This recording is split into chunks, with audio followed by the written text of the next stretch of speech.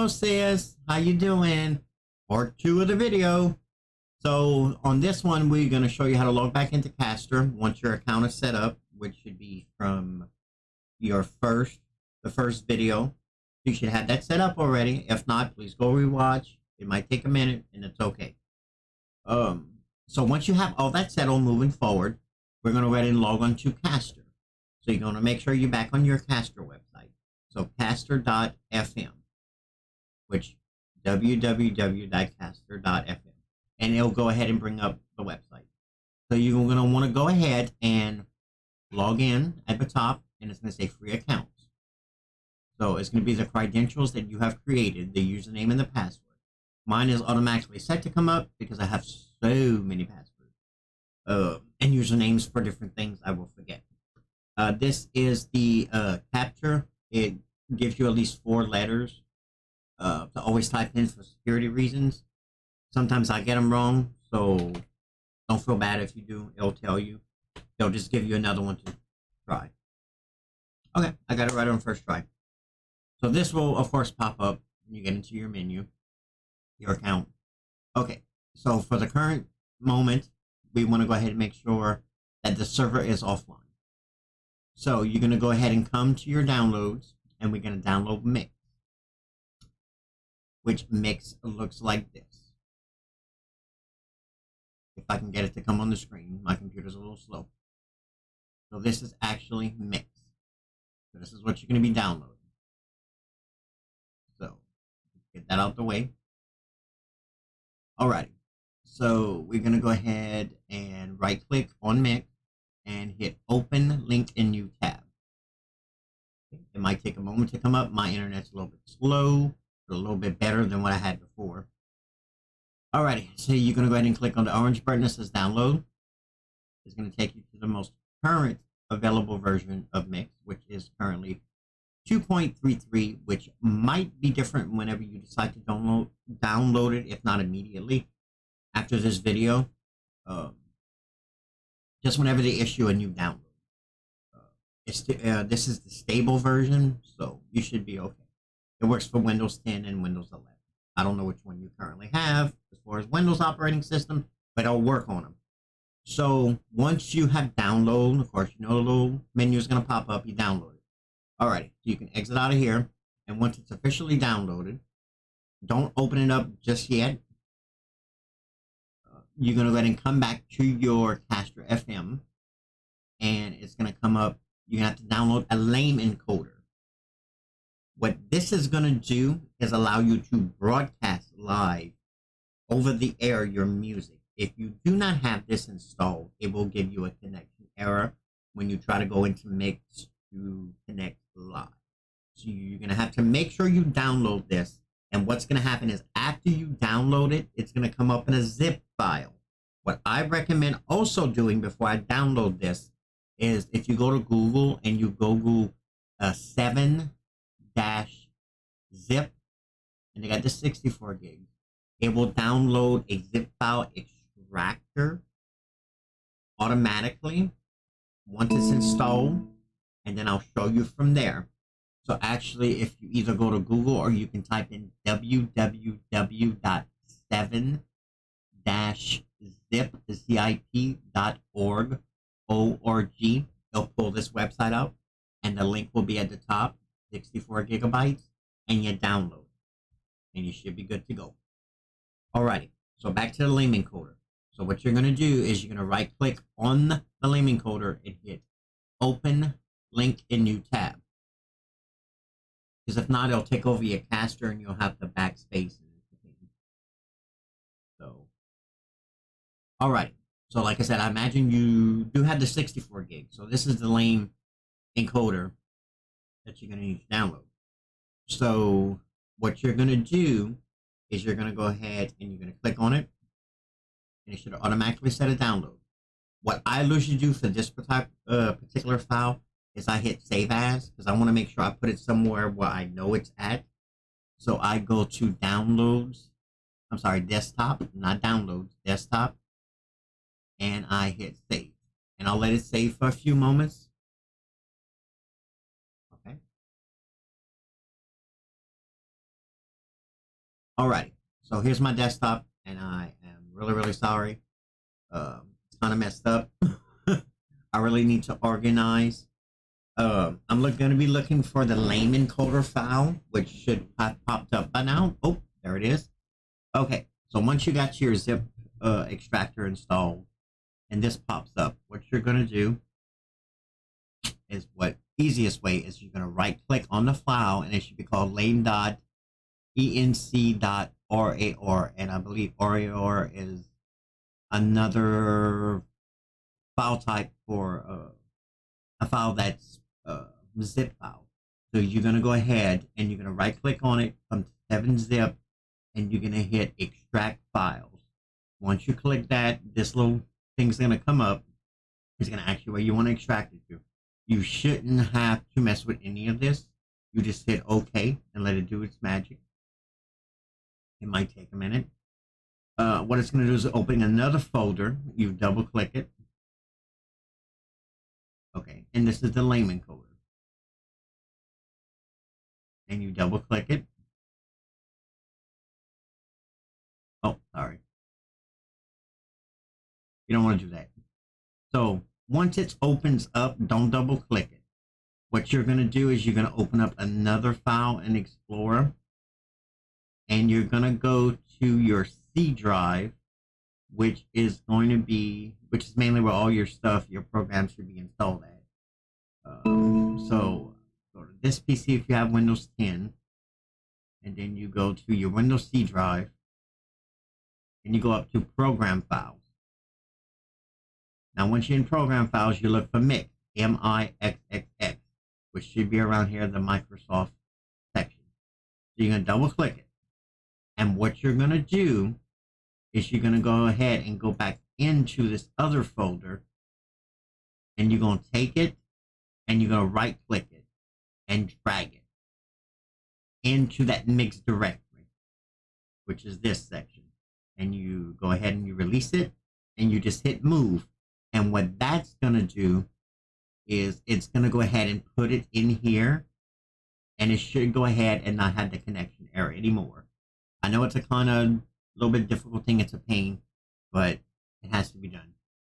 So you're going to exit out of here. Now what we're going to do real quick is we're going to go ahead and we're going to open up Mixxx, which I already have it opened up.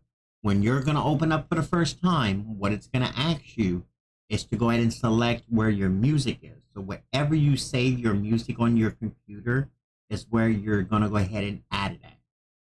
And there is something called a library. So once you do that, because what is going to happen is it's going to pull where your music is, and it's going to put it into your track section, which I'll show you where I have mine in a minute.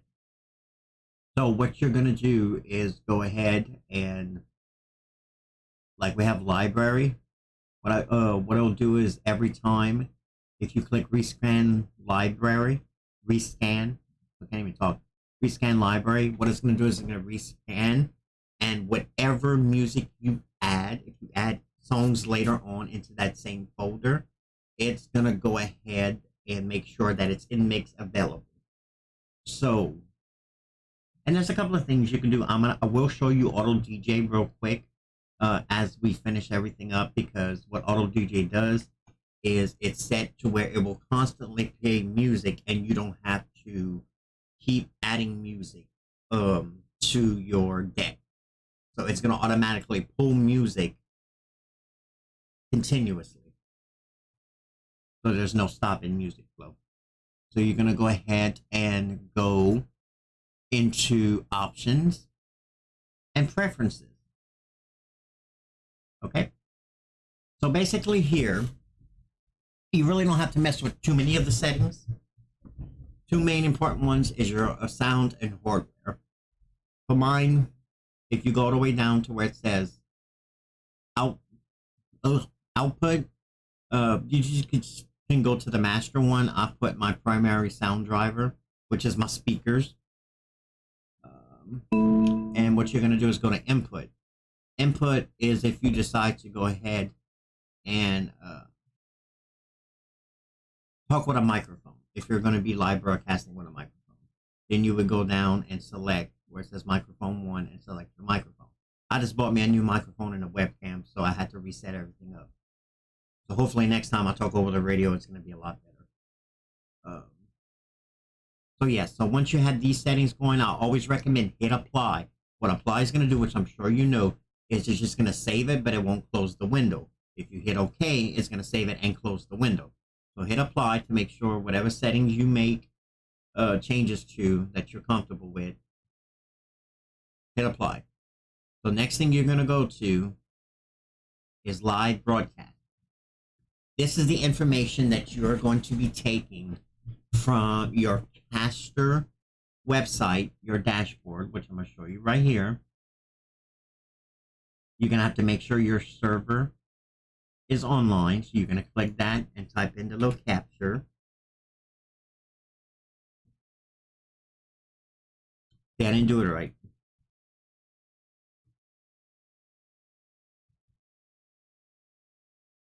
Okay. There we go. So it's going to say server is online. All right. And of course this. All right. So you're going to go ahead and go to your radio dashboard up top where it's your server. So if you see right here, this information that's right here is basically going to go right here. Like your server address, that's going to go right here where it says host. Your port is going to go all the way right here where it says port. Whatever information's on here is what's going to go here, exactly how it's written or typed, should I say. The mount is going to go right here. Your bit rate can stay at 128. Your username is for this is going to be source. So it's going to be login here, but it's going to say username here. And then your password. This is my personal password just to broadcast. And you type your password here. It's whatever you had set at the beginning when creating your file, which hopefully make sure you've written it down or saved it somewhere. You want to make sure that the type is IceCast2.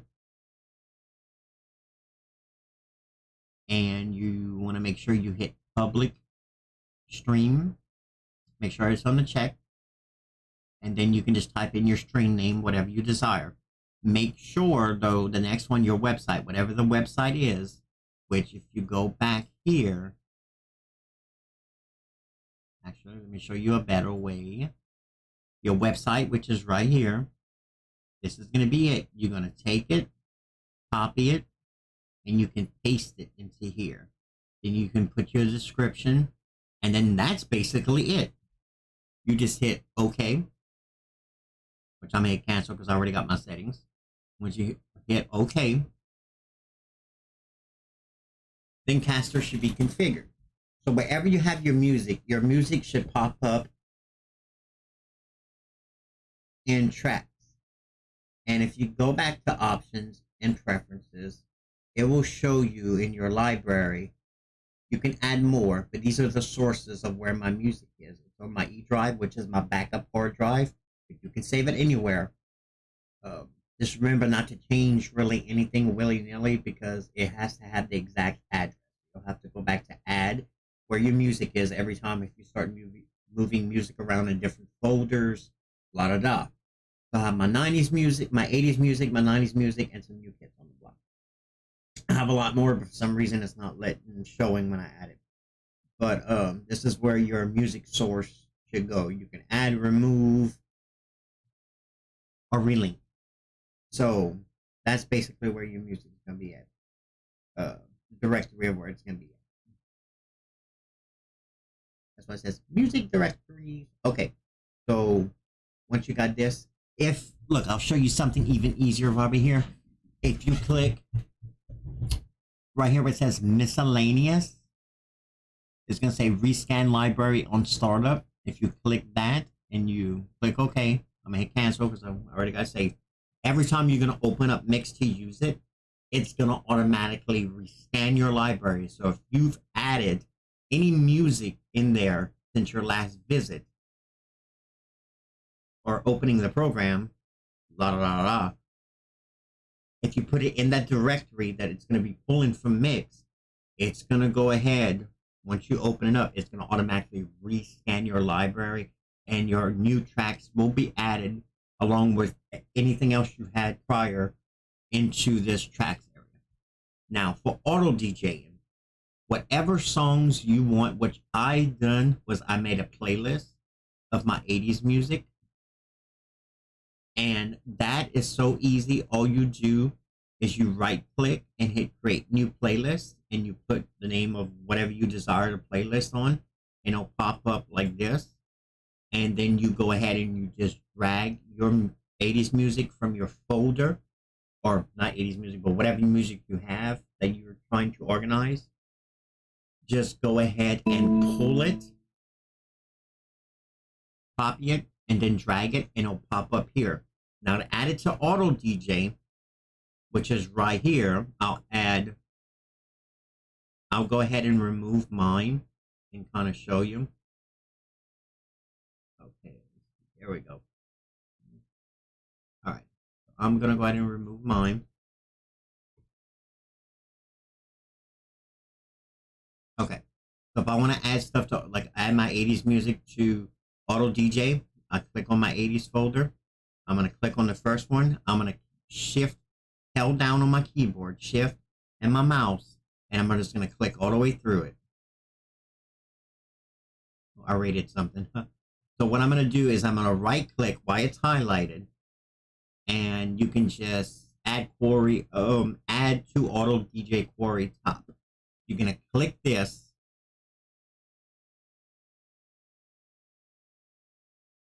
and it should have went ahead and added it to auto DJ. See?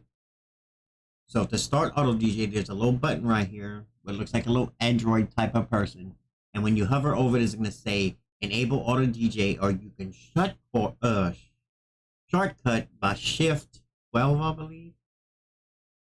Let me try that. Shift F12. So if you hit Shift F12, it will automatically start. So once you start it, it's going to automatically upload. See how it starts the song? And then what's going to do is once this song is finished, when it gets to probably close to like right here, almost the end of it, it will start loading the next song. And it'll load it and load it and load it until you run out of music, which I have 169 songs. So, but I'm sure you have a good more amount than I do. But that's how you use auto DJ. And if you just want to stop your music for a moment completely, they have a little section right here. You just stop it, and it'll stop music, and then it'll stop it from the listeners too. It'll stop it for them as well. This is, of course, the volume. This is what I'm always explaining that keeps doing this and this every time it loads. When I'm trying to talk, it's a pain in the butt. I still haven't figured out how to stop this yet. So this is basically pretty much it. Oh, to be able to go live broadcast, you're going to go ahead and hit options and see where it says enable live broadcasting. If you have all your settings correct, you want to always make sure before you click that enable live broadcasting that you go back to your caster and make sure your server is online. If your server is online, you're going to go ahead and go back to Mix, options, and hit live broadcasting. It should not give you an error. If it does, you can message me. I'll try to help you the best way I can. But you should be good from there. Now, when you're finished for the evening, and that's it, you're wrapping everything up, you're going to make sure that you click. There should be with a little orange check mark. You're going to click it again. What this does, of course, is going to stop you from live broadcasting. You're going to go ahead, and if your music is still playing, click this to pause it, and you can exit out of Mix, and then you can go back to the live caster website. You want to make sure this constantly stays open while you're broadcasting. Don't close this until you're done with broadcasting music. So it shows your broadcasting status is off air now. And then you're going to go ahead and hit server is online. You want to take that off, so you're going to click it. It says shut down server. First, type in your capture Once you, hey, alrighty, it says server is offline, and that's basically it. And of course, this thing, and you just go ahead and hit log out, and that's it. You are good to go after that, and you just repeat the same process. Just logging on, starting your servers, opening up Mixxx, hit live broadcast, and bam, you will be broadcasting music in no time. Any questions? Just message me, probably on Discord, text me, or call me. I'm gonna be a little bit busy today and probably tomorrow, but I will try to help you the best I can, even if I have to get over the phone with you this coming week or end weekend to help. Alrighty, well, I'll let you go because I know I've been recording enough. I don't know how long I've been recording, probably for about 20, 25 minutes now. Alrighty, I love you. Have a wonderful day, and I hope you feel better because I know you've been sick. So take care of yourself. Love you. Bye.